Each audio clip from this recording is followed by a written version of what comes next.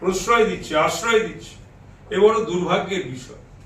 সুতরাং এখানে দল মত ধর্ম বর্ণ নির্বিশেষে বাংলার মানুষ, আমি সমাজকর্মী, রাজনৈতিক কর্মী, আমরা আমাদের বিবেক দংশায়। সুতরাং এর প্রতিবাদ করতেই হবে, এর পরিবর্তন তবদিল সারা উত্তর কলকাতা জুড়ে শুধু নয়, বাংলা জুড়ে যাকে বলে তবদিলি লাহার বইছে কিনা, চলছে। কেন এত অত্যাচার, এত অনাচার, এত ব্যভিচার, এত ভ্রষ্টাচার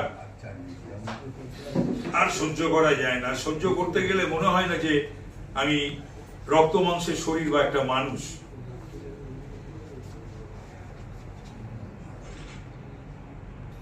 সেই পরিস্থিতির জন্যই আপনার